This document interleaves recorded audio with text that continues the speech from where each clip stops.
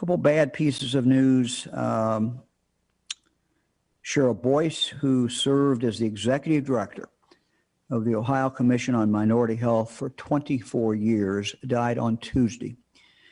She was a pioneer in the fight for equity, health equity, in Ohio and really throughout the nation. She also served as a role model and mentor to countless other professionals pursuing the important work of correcting health disparities. Our thoughts and prayers go out to her husband, Russell, her daughter, Dr. Ebony Carter, and the rest of the family. Yesterday, we lost one of our nation's heroes and one of Ohio's heroes. Fran and I were saddened to hear of the passing of United States Army veteran and Medal of Honor recipient, Ronald Rosser. Mr. Rosser was born in Columbus in 1929, joined the Army when he was only 17 years of age. In 1952, as a forward observer, and at the risk of losing his life, this is, of course, during the Korean War, disregarding enemy fire, he charged the enemy 3 times, killing at least 13 enemy soldiers, and while wounded, made several trips across open terrain, still under fire, to help remove wounded comrades. This courageous and selfless act earned him the Medal of Honor that was presented to him on June 27, 1952, by President Harry Truman. Our condolences to his family.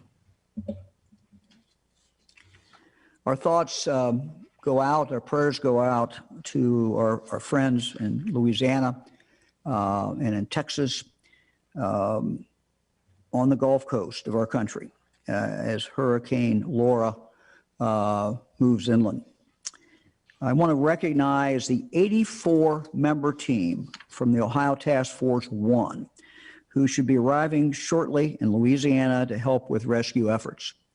Ohio Task Force 1 is one of the 28 urban search and rescue teams that function within the National Urban Search and Rescue Response System managed by FEMA. The team departed from its base in Vandalia, not too far from where we are. Fran and I are here in Cedarville last night, and they're made up of members from fire departments, local businesses, citizens from across the state. Ohio Task Force 1 is really an amazing asset on the federal, state, and local levels, and they have responded to major events such as the World Trade Center in 2001, the Columbia Shuttle debris recovery in 2003, the Haiti earthquake in 2010, and many hurricanes and tornadoes, including the Dayton tornadoes in May of 2019. We're very proud of this well-trained group, and we wish them well as they help out in the aftermath of this terrific, horrible storm. So let's take a look at our numbers today. First, with our basic numbers, we're seeing a slight increase in cases compared to last week. This is not surprising, as more students are going back to school and people are moving around more. Sadly, we marked more than 4,000 deaths of Ohioans from the virus this week. We know that deaths from this disease lag, and we just are very sorry for these deaths. Let's turn now, Eric, to our top 88 counties. And again, to remind everybody what this represents, this is from the highest to the lowest just for the past 2 weeks, the number of cases, and it's calibrated per 100,000 population. What we're continue to see is a movement towards the rural counties. I think the top 14 are all rural counties. Top 10, I think, is all under 60,000 population. So we're seeing a real movement to our rural counties. Let's go to the slide with the top ones. This week, the top county is Henry County, followed by Mercer County. In Henry County, they've had 67 cases in the past 2 weeks, which has elevated their per capita case count. More than half of those cases are associated with an outbreak in a long-term care facility. While we know that long-term care residents are extremely vulnerable to the virus, we also know that the virus does not stop at the doors of the facility. As people travel in and out of the facility, people who work there, they can transmit the virus, which then translates to community spread. So it can go back, and obviously it can go back and forth. The best things that we can do to protect our long-term care facilities are for everyone to be very, very careful in the community.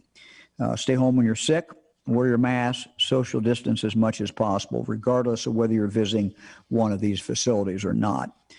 These are certainly the best ways we can protect our communities as a whole. Let's turn to the color map now, Eric. And we have some good news and a little bad news. This week we have 6 red counties. This is the lowest number of red counties that we have had in the alert system since we started this 9 weeks ago. The 6 counties that are red are Mercer, Erie, Preble, Lucas, Montgomery, and Lorain. The big story this week is that we have 76 counties at the same level as they were last week, which is the smallest movement between levels that we have experienced so far. Montgomery County is the only county to move this week to red. We had 4 counties drop from red to orange, which is the good news. Those counties that dropped from red to orange are Claremont County, Clark County, Franklin County, and Trumbull County. This is also the smallest number of Ohioans living in red counties since the alert system launched, and this is certainly good news. However, we're keeping a very close eye on all of our counties. Colleges and university students are returning. We're already starting to see some cases as a result of that. We're also seeing, of course, our K through 12 that is starting back in. So we're at a time where we got to watch what's happening. Let me go through and talk about the red counties briefly. Mercer County remains red this week in the number 2 slot. While the county's numbers are trending in the right direction, it's certainly much too soon to let up. Even though cases have gone from 298.7 per capita in our alert system 2 weeks ago, it is 213.7 this week. And again, that's calibrated per 100,000 population. And so that remains over double what is considered a high incidence of the cases. During the past few weeks, the health department has been collaborating with their local officials to address the high number of cases in the county. They've implemented health guidance to help curb the spread of the virus. Let's go to Erie County. Erie County, they're at a level of 156 cases per 100,000 residents, again, in the last 2 weeks. They've had 116 cases during the past 2 weeks, which is a 15% of the total cases since the pandemic began. They've had a large outbreak in a long-term care facility that is now unfortunately spread into the community. Next county is Preble County. It is red due to a high incidence numbers. They're red because they meet the CDC's threshold for high incidence. They added 60 cases during the past 2 weeks out of 323 cases since the beginning of the pandemic. That's about close to 20% of their total number of cases. They have 2 significant outbreaks, and half of their cases are because of community spread.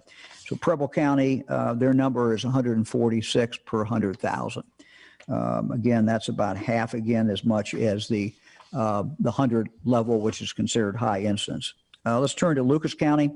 They meet 3 indicators. They're red because the county meets the CDC's threshold for high incidence. They're at 110.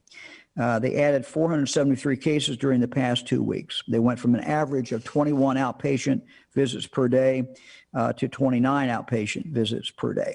The virus is spreading between members of the same household, and the county continues to have community spread. Montgomery County, they returned, unfortunately, red this week. They added 538 cases during the past 2 weeks, which is 10% of their total cases. From August 16th to August 22nd, Montgomery County's cases increased from 36.9 today to 45 per day. They also saw an increase in number of outpatient visits, an early indicator. From August 5th to August 10th, they increased from an average of 50 cases per day to 60 new cases per day. Let's go to Lorain County. They are at 51 cases per 100,000, a lot lower than many of these other counties, but they do meet 4 indicators. They're making progress in the right direction, which is good. Their cases per capita numbers have been decreasing. Their outpatient visits also started to drop, again, an early indicator. Their average outpatient visits dropped from 26 on August 15th to almost 10 on August 25th. Their per capita measure dropped from 80 on August 20th to 51 as of yesterday. Yesterday, I was asked about Partners in Health, 2 days ago, on Tuesday, the Ohio Department of Health's contract with Partners in Health. This memorandum of understanding began on May 18th and was set to expire last week. However, the Department of Health is in the process of extending the MOU for 3 more months. Partners in Health is a nonprofit based in Massachusetts. They have global experience. For us, they have provided feedback, materials, examples of metrics to measure effective contact tracing, and they've shared best practices with us. They have provided these services free of charge, and our agreement going forward does not include any pay either. So we thank them for taking their expertise and extending it to us and serving as advisors and helpers as we move through this. We appreciate that very much. Let's talk for a moment about testing. One of the key components of managing the virus and taking care of our citizens is, of course, to have testing as widespread as we can make it. Testing allows us to isolate those who test positive, make sure they have access to health services, and also prevent the spread and transmission of the virus. Since the beginning of the pandemic in March, we've worked hard to increase our overall testing capacity, which has expanded. It has evolved over time, and we have expanded it, but we're not where we need to be, nor certainly where we want to be. It is a work in progress. The work that's occurred so far includes the tremendous efforts by the Ohio National Guard in taking testing into our nursing homes around the state.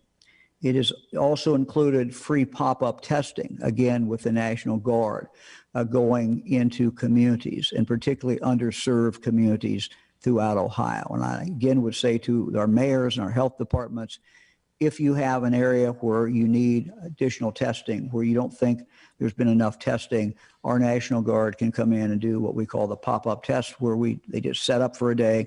Anybody who wants a test can get the test. We've also encouraged our retail partners to offer testing in minute clinics and grocery stores, just to name a few of the things. These are just some of the things that we have done. We need to keep pushing for new ways of testing COVID-19. And quite candidly, this continues to evolve. And we've seen now the private sector becoming, as we expected and hoped, become more and more involved. And so the testing is evolving as we move forward. I've talked to you before about our efforts around pooling. We have great hopes for pooling, and this is something that will expand our capacity greatly.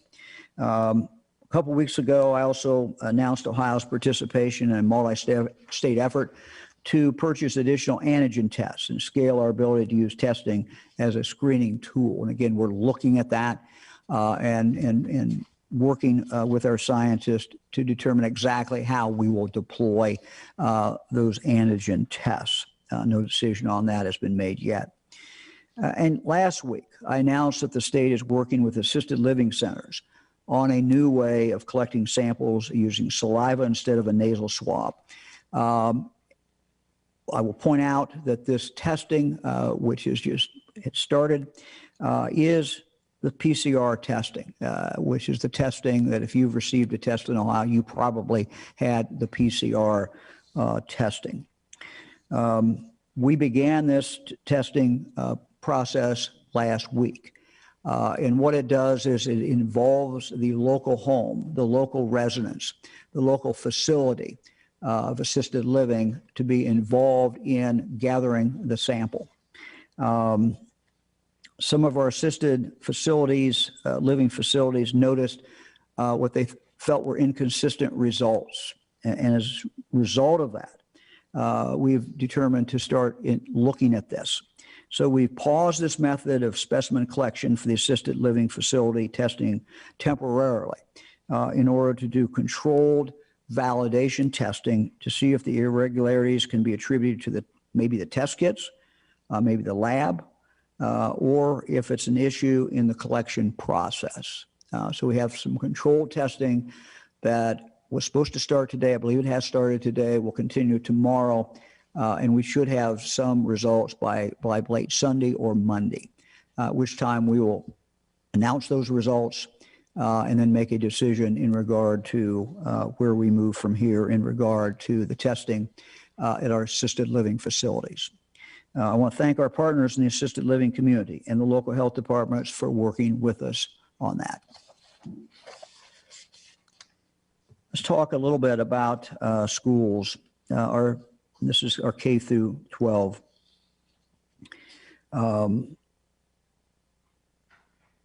We know that schools are coming back last week, this week. We know that they're working very closely with their local health departments. We want to thank them for the great preparation that's gone into this, the collaboration between them and the local health department. I want to talk today about an order that we will be issuing to make sure that the public is in fact informed about what is going on with the students in the school, not by name, of course, but for the public to be able to understand if there is in fact virus in the school or if it's been associated with the school. Prompt reporting to the public, to parents, will help prevent potential further spread among students and staff, and it will also let the public know what's going on. So we'll be issuing an order that requires schools to establish a reporting mechanism for parents to report cases. We know schools have attendance lines where you can call and say that your son or daughter is not going to be there. This is where parents report if their children are going to be absent for whatever reason. This reporting mechanism could be that hotline if the schools want to use that as the hotline. That will be up to the schools. But parents need to be able to call into a school and say that their child has maybe tested positive or whatever the situation is with the child. Within 48 hours after learning of a student or staff member who has tested positive, our schools will have to report that case to the local health department.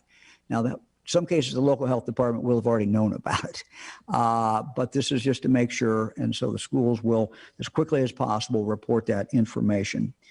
Within that same time period, schools will make the information about a positive test publicly available, and they can choose how to do that. They can put a press release out, or they could post the information on the school district website, just some way so that the public is informed. Schools will also notify parents or the guardian of the child in writing, and they can do this by hard copy, or they could do it with a text, or they could do it with an email. Tell them about this and include as much information as possible, obviously without disclosing protected health information. Reporting illness to parents and guardians is nothing new for schools. They do it. There's head lice in school. You get, if Mrs. So-and-so or Mr. So-and-so's class has head lice, you get the report. So this is nothing new, and this will not be unusual. The health department will then notify the local health department will then notify the Ohio Department of Health on a weekly basis about reported cases. So that will go to the state at least once a week from the local health department.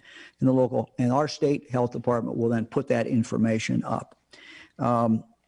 We just feel that the more information that is available out there, the better. And let me just maybe state the obvious. If a community has widespread or has spread, and every community has some spread of the COVID, that will be reflected in the school. So the fact that a school has reports that there is COVID in the school, or a student or a faculty member or someone who works there, the fact that that gets reported should not necessarily cause any great alarm. Again, the schools are going to reflect what is in the community. So this is just a way of let people know, but does not mean at all that the school has done anything wrong. In the conversations I've had with superintendents and all the information I can gather, it looks like to me schools are doing the best job they can. Those schools that are open or that are on a hybrid system, they're doing the best job that they can on sanitation, keeping students apart, wearing face masks, and doing all the things that they need to do. So you can do all those things, and you can still have COVID in the school. And the real key, we've known all along, is how we handle it. How the school handles it, how the local health department handles it, how the parents handle it. So this really is a team effort. It's going to take everybody involved, and the better information that can come into that school, better information that can come to that local health department, we're going to be able to manage this better. They're going to be able to manage that better, and our school has a much better chance of being able to stay open. So literally, this is a team effort. It's going to take everybody in the community working, and if you don't have a child in school, you can contribute, and that's wear a mask out in public and be careful so that we keep the spread down as much as we can. Well, speaking of our schools, we're going to go to Clark County. We're going to go to the superintendent of Tecumseh Local Schools, Paula Crew. Paula, thank you very, very much for joining us, and we appreciate it very much. You got your mask on there, I see. With the T, that looks good.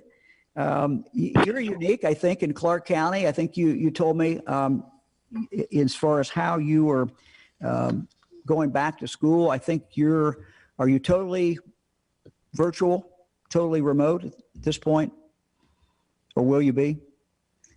Yes, Governor, we are completely remote at this point for the first 9 weeks of the school year.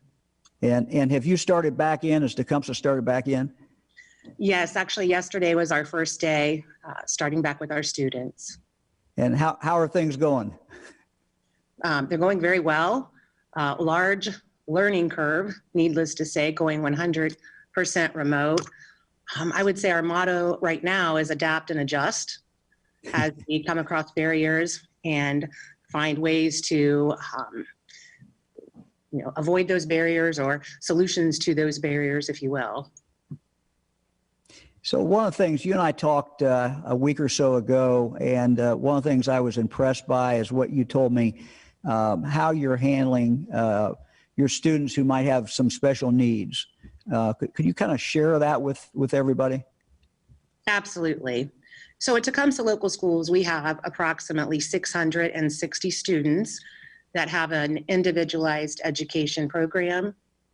And most of these students, a large amount of these students, are able to participate in remote learning if we have the proper support and services in place. So for example, our intervention specialist and all of our general education teachers are working physically in the school setting, even though we're involved in remote learning the first 9 weeks. This provides an opportunity for them to collaborate in order to meet the specific needs and provide accommodations and modifications. And Governor, some of those, as I shared with you, include shortening their assignments, highlighting their texts, providing leveled reading to meet the students where they're at. And in addition to that, just like if the students were in the school setting, our intervention specialists have time built in their school day to work with small groups of students identified with special needs via a Google Classroom and a Google Meet. So they're having the same services that they would if they were, again, in the school setting. So we are using adaptive technology for our online learning tools, things such as voice typing, highlighting tools, and spell check. And so that's for the majority, Governor, of students on an individualized education program here at Tecumseh Local. Just like all schools, I'm sure, in Ohio, though, that are going remote, we have a group of students with intense special needs that really remote learning is not very, it's just not possible. These are students that may have hearing disabilities. These are students who may be nonverbal. They may have severe cognitive delays. So our plan, we had to think outside of the box, and what are we going to do with these students? What we've decided is we are literally one at a time bringing these students in on a bus twice a week to work with their intervention specialists, and to hopefully the goal is to receive while they're here their occupational therapy services and their speech and language services and their physical therapy services. So they'll have all of those twice a week within the school setting. Now, recognizing that the PPE is important, Mr. Charlie Patterson and his personnel at the Clark County Health Department have been wonderful. They've actually fitted our teachers, our special ed teachers who are going to be working with our students in the school setting with an N95 mask. And they've provided additional masks for us to use throughout the year as well. And so those are some of the efforts that we're making to, again, adapt and adjust, think outside the box to serve our students with special needs.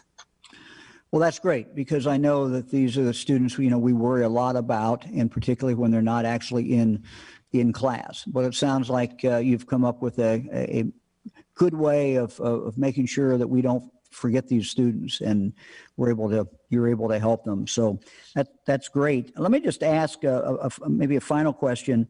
And I know you've communicated a lot to parents, but what would you say just in general to parents? How can they help their students go through what is certainly an unusual situation, and the distance learning? What kind of help do you need? In order to provide just the optimal learning environment for the students, we recommend that they have a quiet place in which they can work within the home. We recommend schedule. We're hoping to get back to school second quarter here at Tecumseh Local Schools. And in order to do that successfully, students are going to need to get up and eat a healthy breakfast and be on a regular schedule. So I think those are the things that we would recommend for our parents to be doing at home. In addition to, I have to stress, making sure that the social and emotional well-being of our students, of their children, are of the highest priority in conjunction with their academic learning. So reaching out if they think their child's acting perhaps a little different or showing signs of unusual behavior that they haven't had. We have an excellent team, Governor, of educators here, of staff members, specifically in this area, guidance counselors, mental health therapists, psychologists that are helping to support our students with their mental health needs. So we're also trying to reach out and help our students. We're doing the whole village approach, if you will. Our bus drivers, our paraprofessionals, our teachers' aides, some of our secretaries, our school nurses are taking a group of students and meeting with them individually. They'll have 10 students assigned to them, and they're going to meet with them individually via Google Meet one time a week. And that's to help make sure that our students know that they're connected with still, they're part of Tecumseh Local, that we love and miss them. So I think it's important for parents to be aware, again, of those changes that they may see in students, and that they can contact the school immediately if they see those. Well, that's great.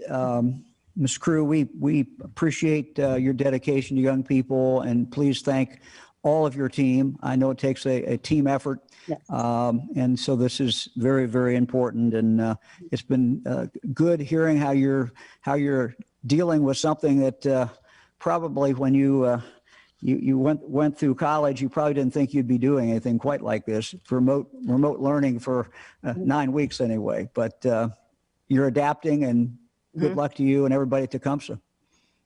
Thank you, Governor. Thank you.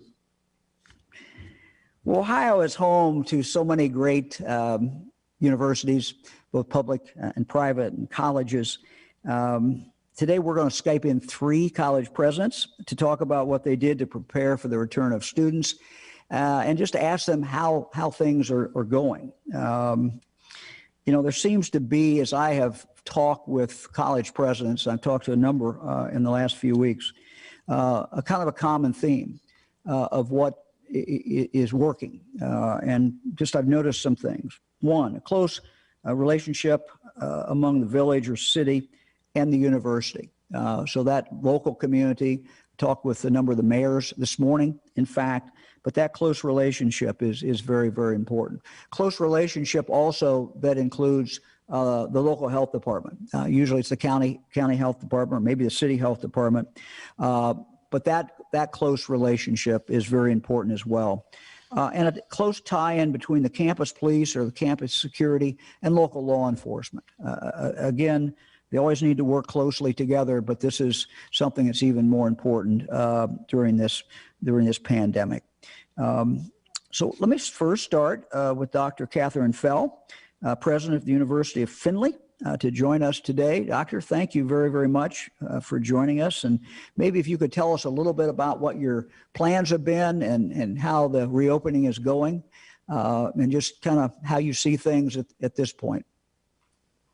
Thank you, Governor. I'd be pleased to. The University of Findlay has made a successful start thus far to the 2021 academic year. We began classes August 17. Today is day 9 of classes, and we are offering those classes in several modes, as many as possible in person, in class, some a hybrid of both, and others fully online. The university offers online programs already, so all of our faculty have now prepared to offer all of their courses online if that is necessary, and of course in late spring it was necessary. But our Oiler Start Safe and Stay Safe plan has thus far served us well with campus-wide adoption, of course, of the usual protocol, health assessment, we have an opportunity for everyone to do a health assessment tracking on an app that automatically notifies our Center for Wellness if a student or an employee is experiencing symptoms.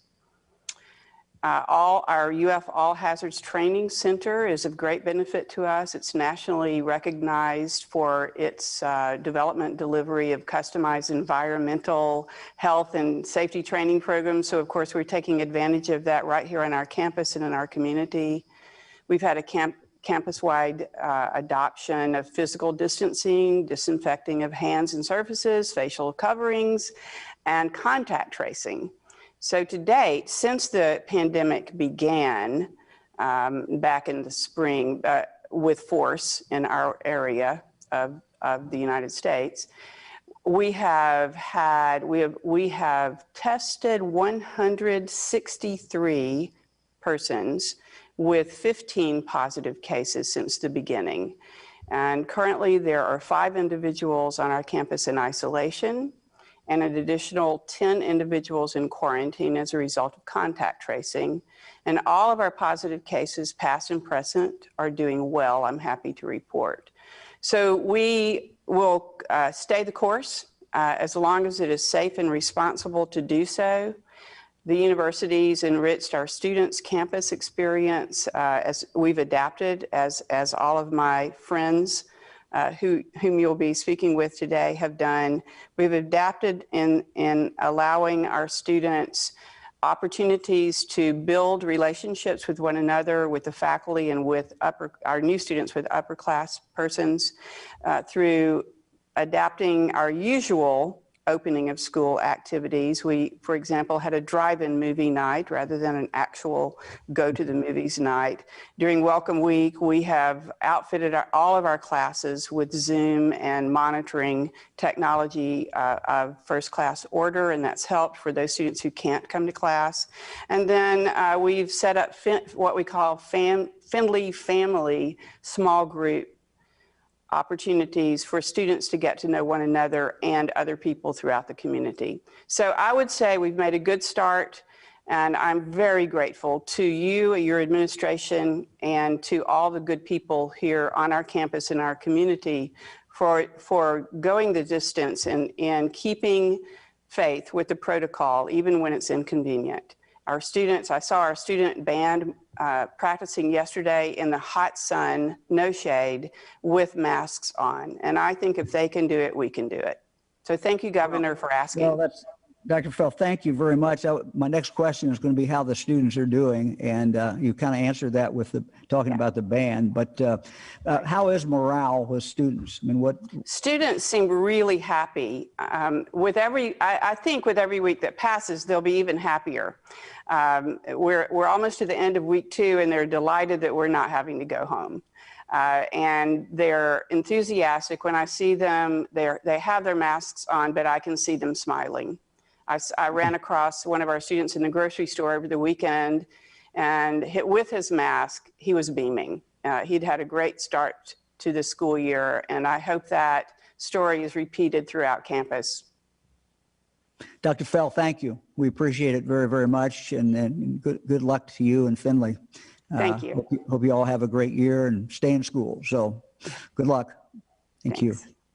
Let me now turn to Dr. Alex Johnson, the president of Cuyahoga Community College, Tri-C in Cleveland. Doctor, thank you very, very much for joining us. We appreciate it. How are things going?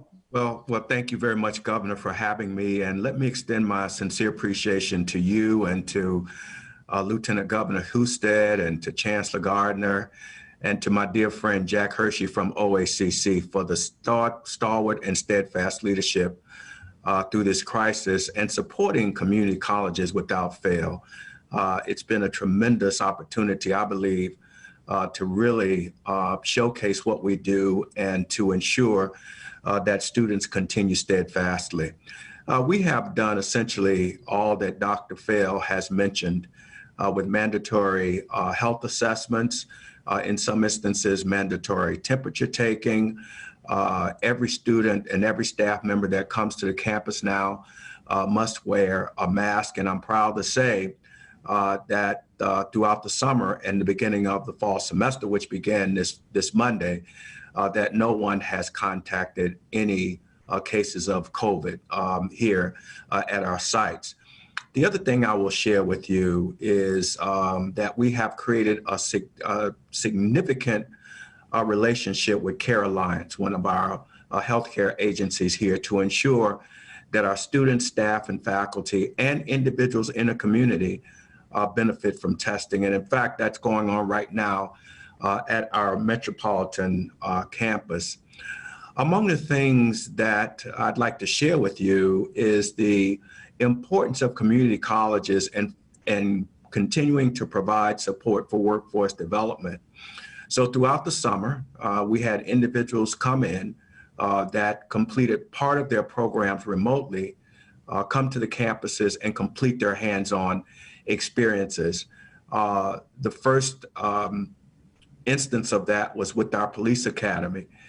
Back in early May, we had 40 individuals being trained for the Cleveland Police Department who completed their training just about a week or so ago with no incidents, and we're very, very delighted about that. That gave us an opportunity to outfit physically to accommodate other workforce programs and also some of our allied health programs, most notably nursing. The one thing I can say about our students, just as Dr. Fell conveyed, is that they are truly, truly resilient. And while we have not adopted a particular motto or term alluding to the crisis that we find ourselves in, we still are relying on our strategic focus on access, equity, and success.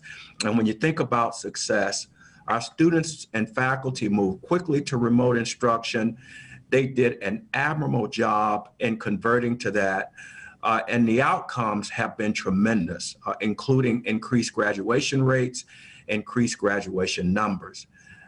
You may ask this question later on, but I'm going to get out a little bit ahead of you and say to you that even though our students are really responding to our efforts, we still have gaps that need to be filled in terms of students returning to the institution. And those students are most notably our Pell eligible or economically disadvantaged students, our students of color, and in some instances, high school students who have not quite made up their minds about where they need to go. So we need to continue to provide support to them in the form of devices, broadband access, emergency funding, and the kinds of things that would round out their educational experiences. Doctor, thank you very much. You told me, I think, if I remember correctly, when we talked before, you deal with 50,000 people in a year's time. Yes. Who are getting something from the college, getting a degree or getting additional training. You and I talked, though, about the difficulty if you do remote for welding, something like welding or nursing. And can you just briefly tell me how you deal with that? And right. you said you brought people back during the summer. Yes. So as we now go into the fall, you're still going to be able to bring some people in? Yes, yes. And in fact, the idea, quite honestly, right now, Mr. Governor, we're at about 80% remote and 20% on ground. And that 20%, as I indicated to you earlier, is in our workforce area. So welding, for example, manufacturing, including mechatronics, which is a combination of different certificates. Okay, you're laughing because I didn't know what that was. I know, but that's okay. That's why Dr. Johnson's laughing. So that's okay. That's okay. And so we're doing all of that, but we also can do, I think, a really better job in two ways. Number one, if we can figure out ways that individuals can develop these skills remotely. And this morning, I had a great conversation with our Mayor, Frank Jackson, and he's talking about the concepts not artificial reality, AR, in order to impart training, and we're looking into that as well. And the other thing is having training locations within the communities called access centers. And as I indicated to you on the phone, we have established one already on the eastern side of Cleveland, on the west side at Esperanza, close to Metro Health. We're looking to establish one in the Slavic Village area, which is an important community. And we're also looking to expand on what we do in the eastern portion of the county up in Euclid. So I think more remote instruction and hands-on and more community located centers like job hubs and access centers would be, I think, a great answer. Well, that's great. Doctor, thank you very, very much. Thank you, sir. Good luck this year and good luck to all your team. We thank them for the good work they do. Thank you very much. For your support, Mr. Governor. Thank you. We'll go to Jim Tressel in Youngstown. President Tressel, are you there? Now we'll see if he comes up.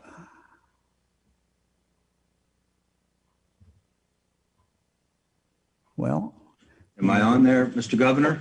Hey, Jim, how you doing? I'm doing well, and it's truly an honor to be a part of your briefing. And I think I speak for all Ohioans that ever since the beginning of this pandemic, we've really looked to your briefings and your transparency and your leadership, and that of Lieutenant Governor Husted and YSU grad Dr. Amy Acton and all of the people that we've grown to count on, and all of the various guests you've had as you've looked at every particular situation in our state. So it truly is an honor to represent the 14 four-year public universities here with you today. I can promise you that we've spent a lot of time together as public universities. I just looked back at my calendar, Mr. Governor, and we've had over 50 either conference calls, Zoom calls, WebExes, whatever it happens to be, ever since the beginning of time, making sure we were working together, helping one another, learning from one another. And there's no question that we feel strongly that this time, this moment, higher education is being counted on. As you think about the frontline nurses and pharmacists and doctors and people that we're counting on to make that vaccine and all those types of things. And so we're working extremely hard to represent the higher ed publics here in the state of Ohio. And we're certainly very grateful to our students. As some of the other presidents mentioned, our students pivoted and went remote. And we were proud of them. We were proud of the faculty who had to make a quick turn in the middle of a semester our IT offices, our academic continuity teams. They just did an extraordinary job. And throughout the course of these 4 or 5 months, our workforce has made sacrifices in terms of some furloughs and unfortunately some layoffs. And it's been tremendous to see people's willingness to help us get through this. And as you mentioned at the outset, one thing that you have heard from most of us college presidents is that thanks to our city and local officials, most especially our city and local and county health departments, our folks here, I know, have been lockstep with us, working collaboratively with our people from our occupational, environmental, health and safety areas.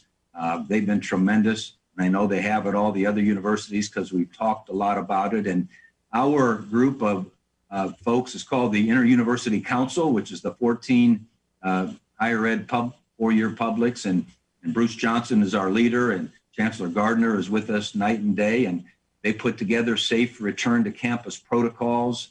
And they spend a lot of time thinking about all of the various things.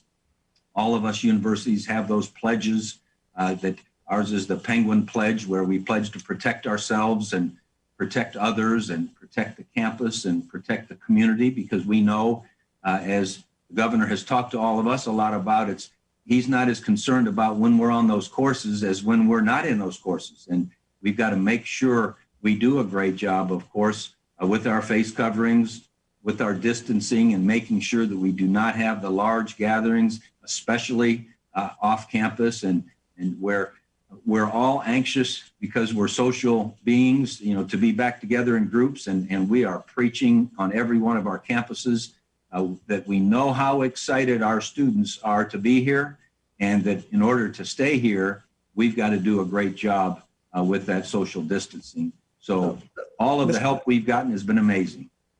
Mr. President, thank you very much for that a good summary. Talk to us a little bit about how your students are doing, what their reaction is, and how's it working? This is our 9th day, Mr. Governor, and as Dr. Fell and Dr. Johnson said, it's amazing when you walk around campus how they all have their masks on. You don't even need to ask. You can see that they're staying, in social distancing. You can see the smile on the face. I think Dr. Fell mentioned that she saw the student in the supermarket and she could tell he was smiling. You can just see the twinkle in their eyes above their masks.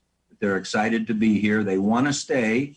And I think they're, in this world of social media, Mr. Governor, they're kind of barbing each other, saying, hey, look, don't mess this up for us. Give us the opportunity to stay. And, so we're working together with all the campuses to remind one another they're excited to be here and we want to keep them here. Well, a little peer pressure always helps, I guess, right? That's right. And, recognizing that it's not going to be easy, but it certainly is possible to stay on campus, but everybody's got to pull their weight and everybody's got to be on the team. So any last thoughts for us? We appreciate you being here. I would say this, Mr. Governor, we've really been appreciative, all of us, of the federal government and the state government with the CARES Act funding that you've been able to help us with, because it's expensive putting all these protocols in place. The first CARES Act, where we had a chance to really help our students directly, especially our Pell Grant students. So that has not gone unnoticed, and we appreciate it so much. And obviously, I'm sure I speak for the others. If there's any more of that coming along, we could certainly use the help. Mr. President, thank you very much for joining us. We appreciate it. We thank all of our presidents who called in, but also the ones who are out there working every single day, and the faculty and the whole team with our universities. Ohio is just blessed with so many absolutely wonderful universities, both public and private, and we're proud of all of them. Let me go now to the Lieutenant Governor. Thank you, Governor. It's great to hear from all those educators, the educators around the state who are just doing a fantastic job of helping students get back into making academic progress. I wanted to start on sports today.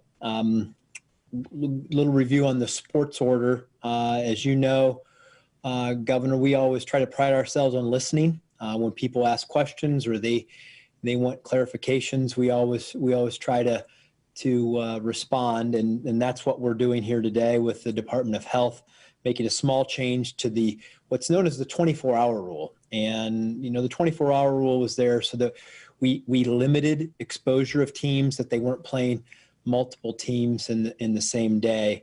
And how it will read is, it says basically, to limit exposure of players, sports participants shall not compete in more than one contest or game in a calendar day.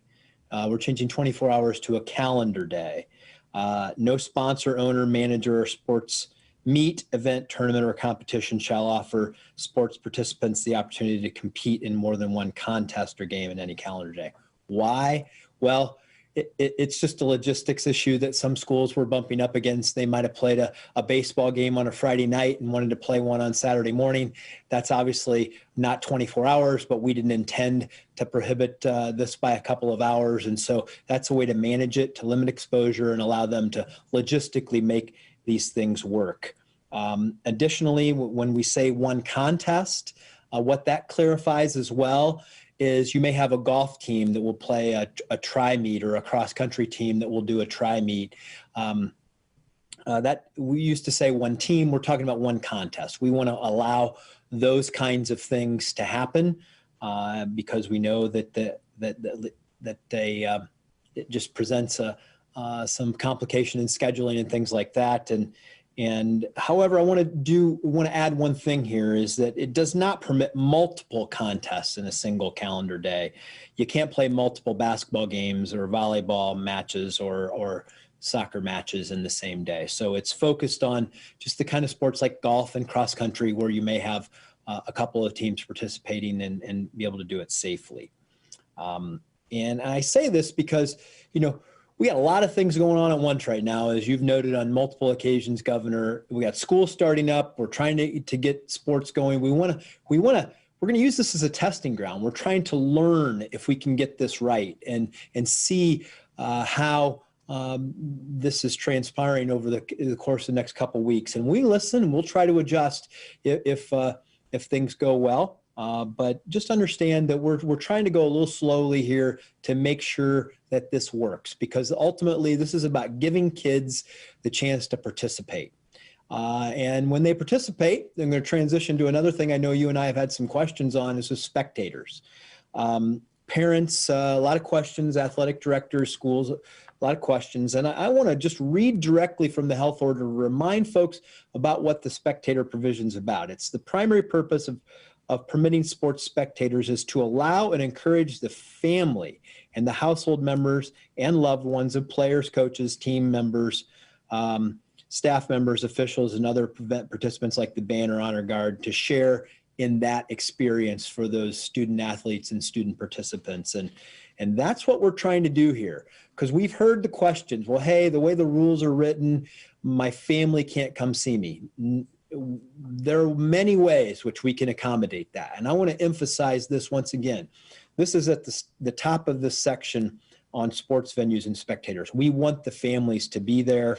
There are ways that you can do this by using lawns and standing room only in field areas allowable to the extent that they're 6 feet in distance and between 6 feet of distance between the groups and the patrons, and that's clearly marked.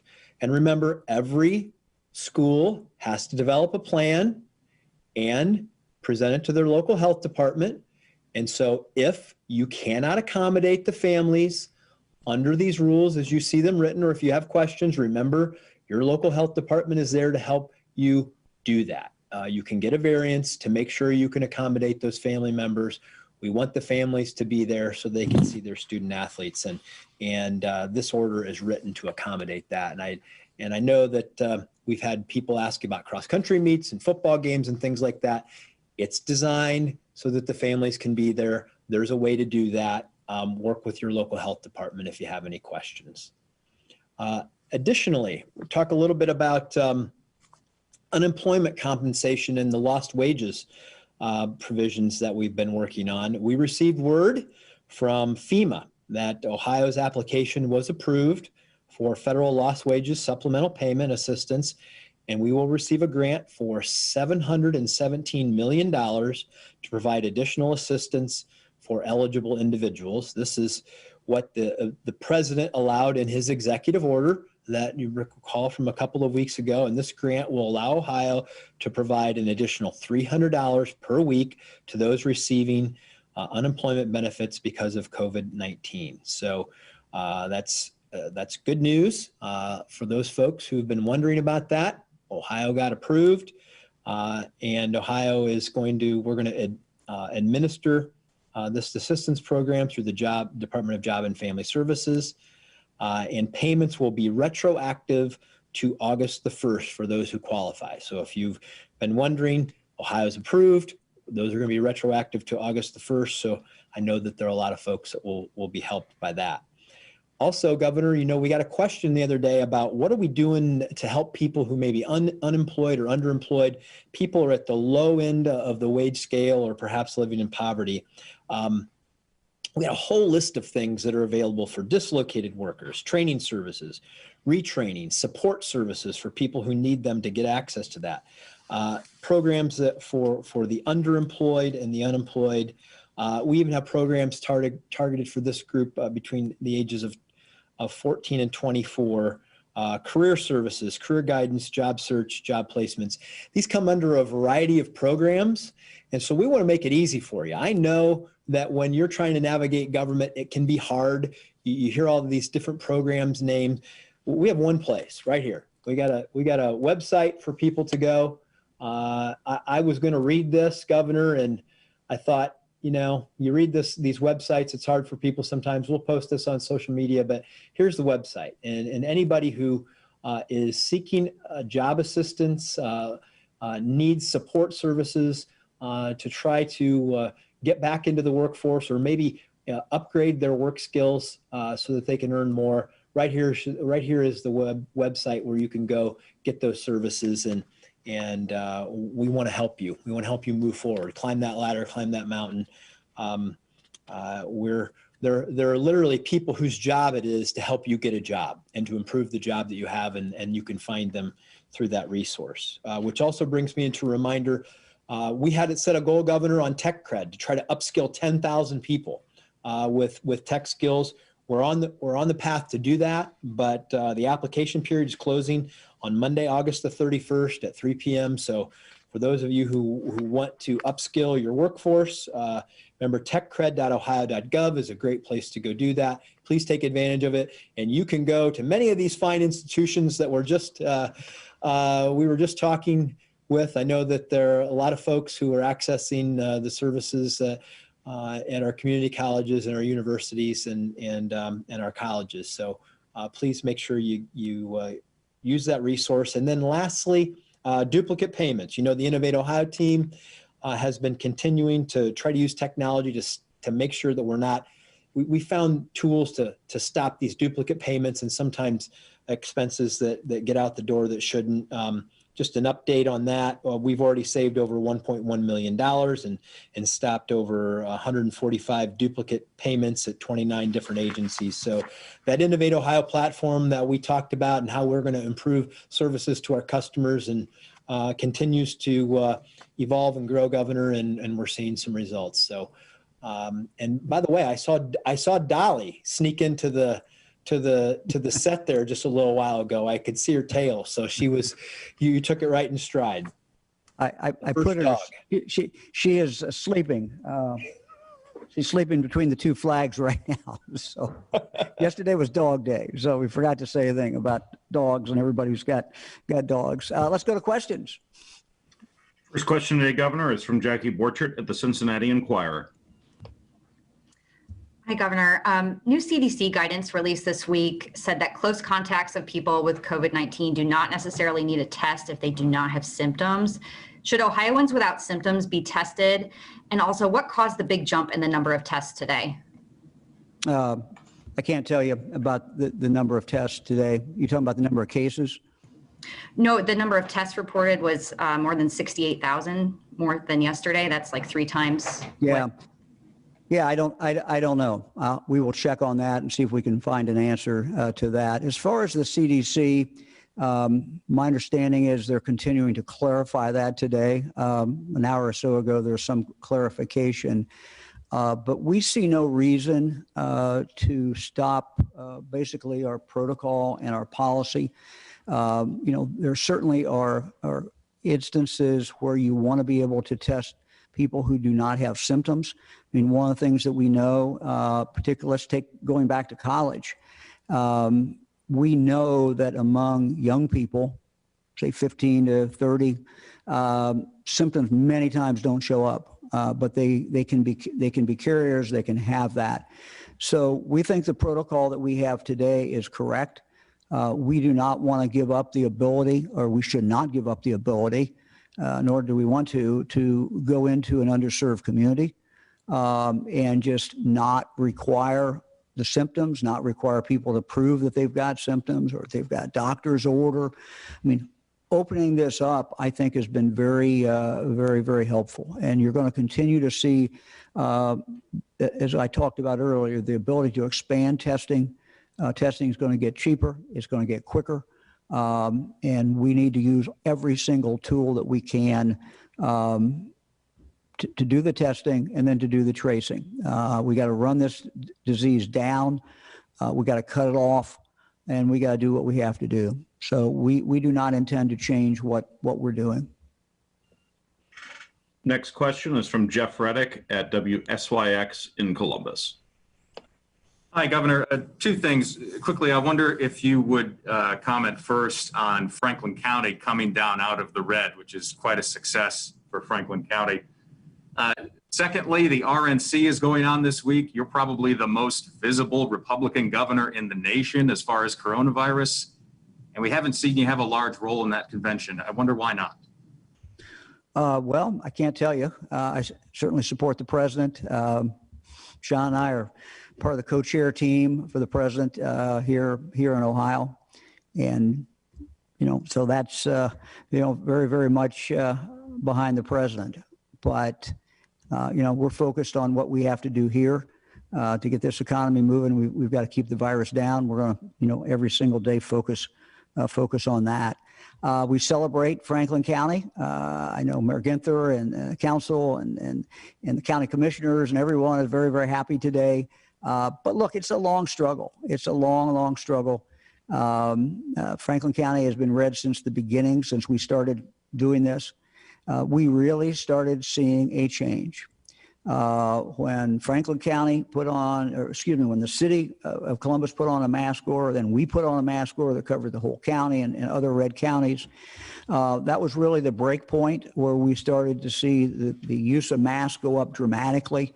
And when that use of masks went up dramatically, where you're getting 90% or so, we started seeing a slowdown and then starting to come down in the number of cases. So still a lot of cases. It's a big county, but we're moving in the right direction. Very, very happy about that. The battle is still going on here. You can't say it's over with, but we're very happy with what we saw.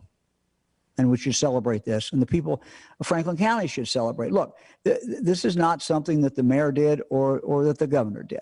This is something the people of Franklin County did. And they did it by focusing on keeping distance and wearing masks and doing what had to be done.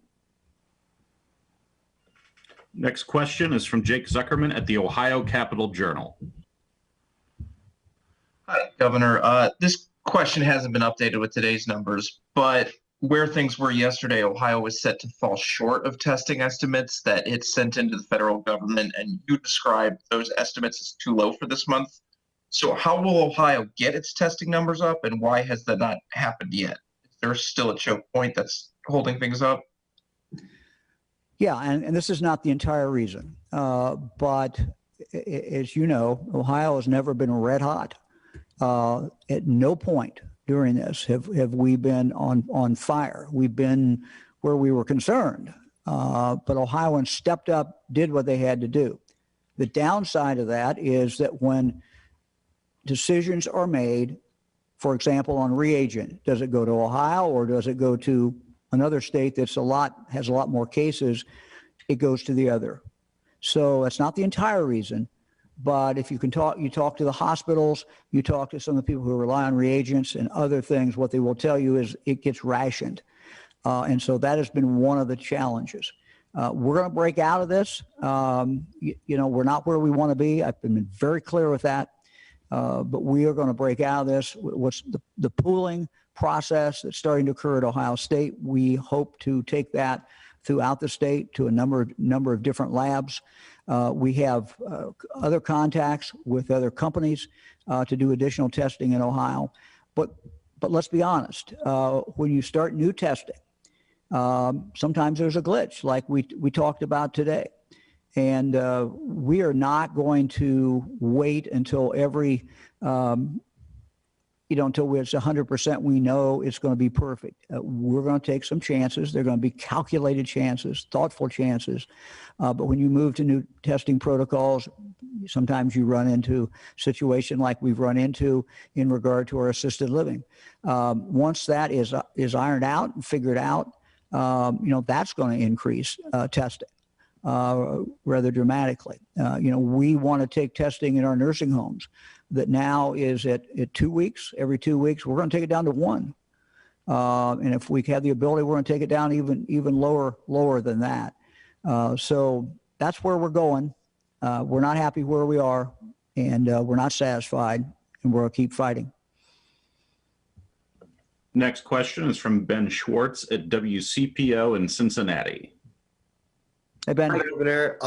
I'd like to ask if you have a comment on Lebanon schools, as they've recently had to quarantine a number of students along with hiring their own contact tracer for the district. I'm wondering if you have a comment on this idea of hiring a contact tracer and if you'd recommend that to other schools to see them do the same. Well, I don't know all the facts about, I've read about Lebanon and challenges they've had, but as far as contact tracing, I don't know. Ideally, what we're seeing is our universities at that level, we're seeing universities becoming very involved in contact tracing. Now, that's usually under the umbrella of the local health department, but sometimes they will get students who get trained and then they become part of the contact tracing system. So at the college level, we certainly have seen that. I'm not aware of anybody else doing it at the K through 12 level. It could work, and if it works for them, that's great.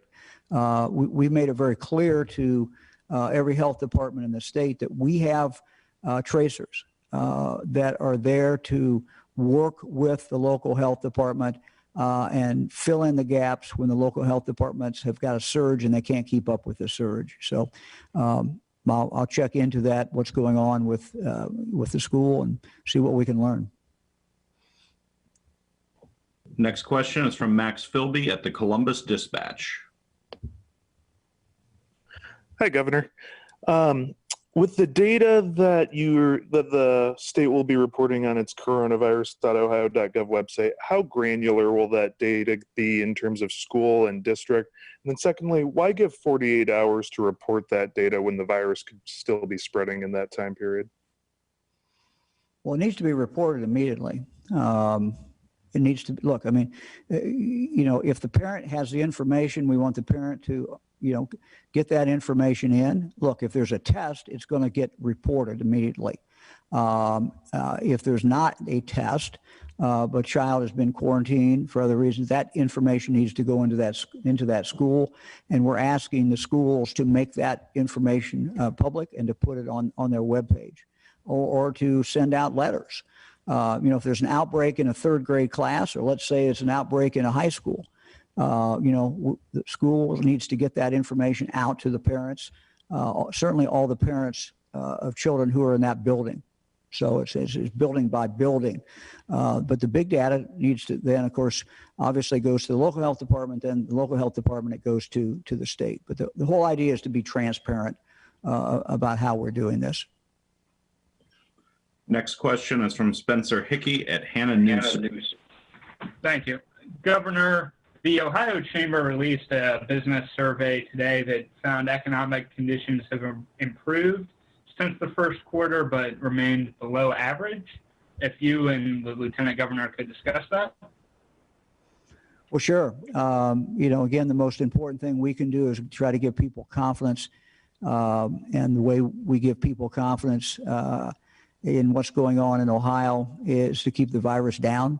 I'm optimistic about our future. We're seeing our unemployment numbers down, but obviously we're not where we want to be. And we're going to continue to, keep the virus down and let our businesses continue to grow. John, want to add anything? Yeah, sure, Governor. Look, this is going to be a battle for a while. It's going to take time for the economy to recover when you come through a pandemic. The virus isn't going away anytime soon. The question is, how can we manage it in our lives? We've found a pretty good balance with it. There are restrictions, but mostly everything's opened up. Our employers are doing a great job of keeping the virus down in the workplace. Our unemployment rate is below the national average. We're planning every day on what we're going to do once life gets more back to normal.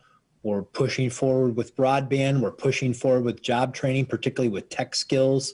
All of those kinds of things will hopefully position Ohio well as we come out of this. But this is going to be a battle for a while. And I think that Ohio is well positioned, as the governor alluded to earlier in the day. We got out in front of it earlier in the news conference. We got out in front of it early. We didn't have a second huge spike like they had in some of the southern states. We didn't have huge problems at the beginning like they did in some of the eastern states. We've kept it under control. The job is to manage through that as effectively as we can until a vaccine or other therapeutic solutions come along that help make it less of a threat in our lives. And every single day, the team's working on it. Yeah, let me just add, we believe we can do two things at once. What you saw, one of the reasons I want Dr. Johnson on from Tri-C, large number of young people and not so young people are being trained there. We did not back off. We did not say, we can't do that. They didn't do that. They ran right into the storm. They basically said, we can do this. And they continued on and are continuing to educate young people and older people and preparing them for real jobs in our economy. So we're pushing forward. Governor, your next question is from Laura Hancock at cleveland.com. Hi, Governor. The Cleveland Browns have released a pretty detailed plan about how they're going to proceed with the football season, and they have sent it to you asking for your approval. Have you reviewed it? What do you think? Do you think you'll approve it? What are your thoughts? Sure. Thank you very much for all Browns fans and Bengals fans. Both have presented very good plans. Plans that we think make a lot of sense. As the Lieutenant Governor indicated, though, we got a lot going on in this state. We're opening up schools still. That's going on. Our colleges are opening up. We got to take a deep breath. We got to see exactly where we are before we make any decision about professional sports having fans. But it's a good plan. The Bengals have a good plan. The Browns have a good plan. One of the things that they are looking at doing would be to have 4 different groups. So you would enter and exit in that one area. But if you're another group, let's say group 1 would not come in contact ever with group 2 and 3 and 4.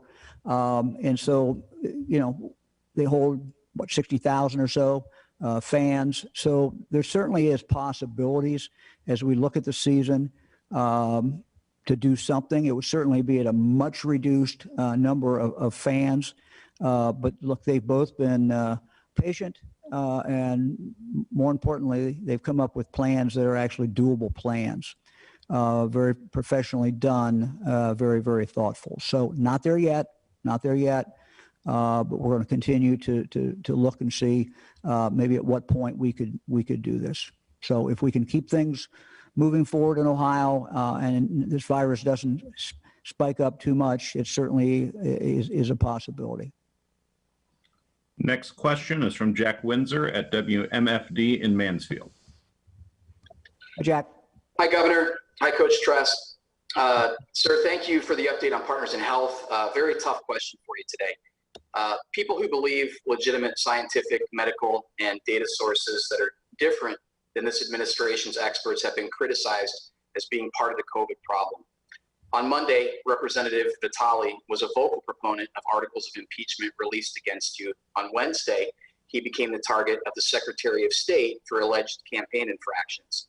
Others who oppose you strongly, they were stung. Senator Brenner, protesters that opposed you were heavily shamed, while protesters for your cause, despite doing much damage, were hardly scoffed. I was the subject of a hit piece that this administration not only gave the journalist my contact information, but immediately honored a records request that produced one of a dozen messages I sent to Lieutenant Governor Husted, while I had to wait over 3 months for my records request to be honored. Governor, I have a hard time believing that this is intentional, but it's hard to ignore. The line that opposes you is full of people who've been investigated, bullied, blamed, and shamed. To some of our viewers and readers, this looks like mafia politics. What would you say to those Ohioans? 83% who agreed you should be removed from office in what was the most heavily covered poll ABC 6, Fox 28 has run this year. Thank you. Well, thanks, Jack. First of all, I don't know in regard to you personally what you're talking about. We've always welcomed you to these press conferences, and you know, you've had the opportunity to ask plenty of questions, and you're going to continue to be welcome, and you're going to continue to be able to ask questions on live TV that anybody can watch. And I know you have a following out there. I can tell by the texts I get and the emails I get. So I don't know about that. Look, I found out about Representative Vitale the same time probably everybody else did. Actually, it was last night when I found out about it. Somebody told me about it. So I don't know anything about that. Absolutely nothing about it. So as far as protesters, look, we've had protesters outside our house, out on the road, on several different occasions. We've had protesters at the State House.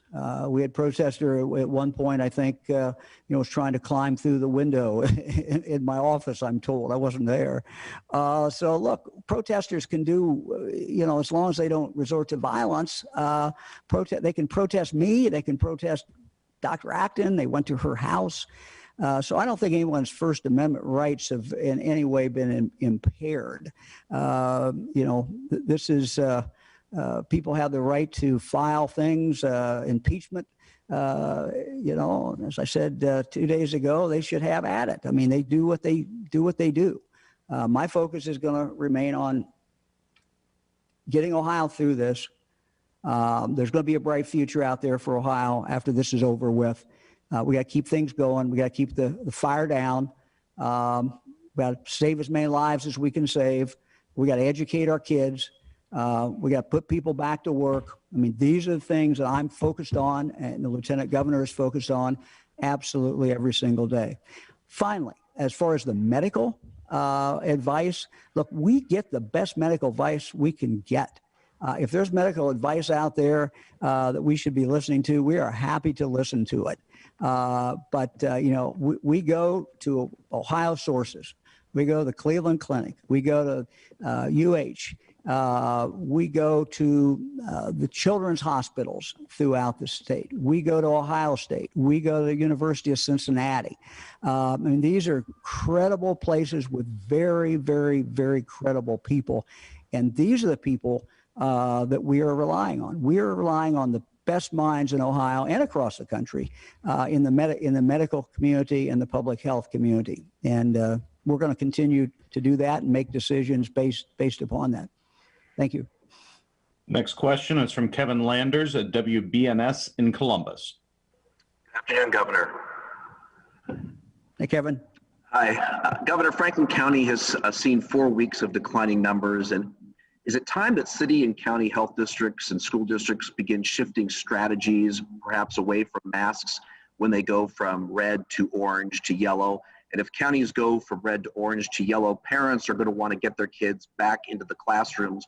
What's your take on this? What is the barometer by which you believe it's safe for kids to go back in the classroom? How many weeks of downward numbers does it take for that to trigger?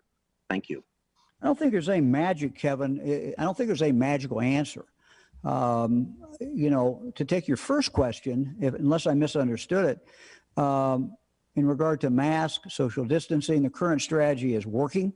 There would be no reason to stop that strategy. In fact, we need to double down the strategy. I've talked with the mayor this morning, Mayor Ginther, we're still seeing examples of people, you know, unfortunately, who are not social distancing, who are very close together. And that's worries the mayor, it worries me. But overall, Franklin County has done well. And so the strategy that Franklin County has, you've got a good health department, county health department, you got a good city health department, and you got a mayor who's very, very focused on this, and the other mayors. So look, I think that we're moving forward in Franklin County, and we should just continue to do what we're doing and continue to try to get people to not congregate together. We're in Franklin County, just as in other counties, we're seeing an uptick, significant uptick among those 18 to 30, 18 to 35. We're certainly seeing those numbers go up as a percentage. So that remains worrisome. As far as when schools should return, that's up to the schools. That's up to the schools. And what we have not told schools what to do. Look, we have some schools in some of the parts of the state that are in red counties, and they've opened. I've cautioned them about it. I've said, look, you're going to have to be very, very careful. You're going to have to watch it. But we've not stopped them from doing that. What I have tried to do is to give them the best evidence and best information that they can get. So if you live in Franklin County and you see it has dropped out of the red, that's a good thing. I think the schools themselves and the parents and the families should make the decisions about, does that mean we switch over or not? I think, again, you want to see a sustained trend, but ultimately that decision is up to the local community. Next question is from Adrian Robbins at WCMH in Columbus. Hi, Governor. I also have a school-related question. When it comes to this new alert system, I understand the importance of being transparent and alerting parents of a positive case, but at that point, what is your advice to parents and for teachers? It seems unrealistic that they could quarantine an entire class, or for a teacher to quarantine every time they have a positive student. So other than worry, what can they really do with this information? Well, I'm not suggesting they do this, but one of the things, in most schools, they have the option of going remote if they want to do it. Now, some schools have said, no, you can't do that in the middle of the term. But again, I think information in the hands of parents is always good. Parents are the first teachers, the best teachers. It's their children. They are the ones that should, know everything. And you just don't want a situation where parents don't know anything. And schools, I think, generally do a very good job. If there's a problem in a certain class, note comes home, and there's a medical problem here, and check your daughter's and your son's hair for lice. I mean, whatever it is. I mean, anything can happen. Doesn't mean there's schools doing anything wrong. Stuff just happens. That's just more information is, I think, the most important thing for parents. As far as quarantining a whole class, look, these are clinical health decisions that have to be made in conjunction with the local health department. And generally, my understanding is that the more information that's there, the more people are forthcoming, the more people who come forward with information, the better able the health department is to determine a smaller number of people who need to be quarantined. So it's when they don't have the information and people aren't cooperating that many times you'll see a whole block of people that are quarantined. And that's not what we want. We want to be surgical. We want to be, based upon the best science. Governor, next question is the last question today, and it belongs to Andy Chow of Ohio Public Radio and Television. Hey, Andy. Hi, Governor. also a question regarding the school notification system. When you do put out the health order, are you going to be spelling out any specific privacy guardrails, anything that you specifically want schools to make sure that they do not report in order to protect a child's privacy? Yeah, Andy, I mean, we wanted to put this out today, even though the order's not been written, because I wanted to give schools notice, parents notice. We want to give them the, early information. So that will certainly be in the order. We will comply, and we'll spell out what federal law is. We'll spell out what state law is. And certainly, we do not want to infringe on people's right of privacy. On the other hand, we want to make sure that parents have some information that they should have. So we clearly are going to protect people's privacy and people's individual health information. Thank you. Thank you very much.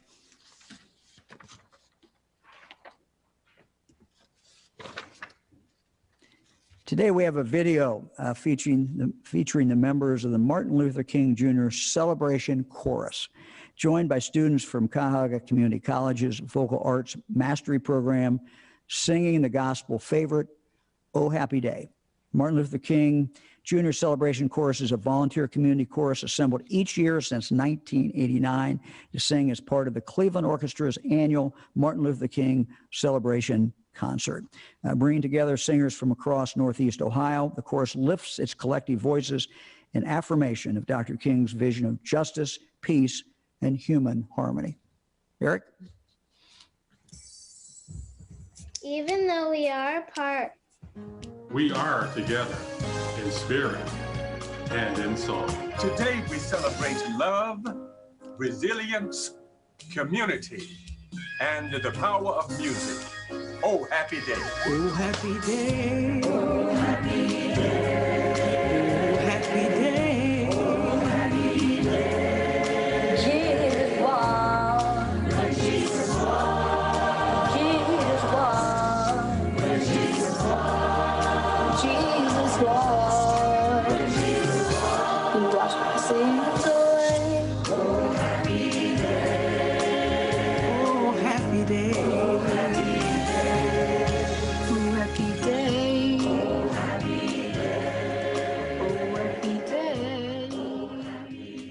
That was great. We will see you all Tuesday.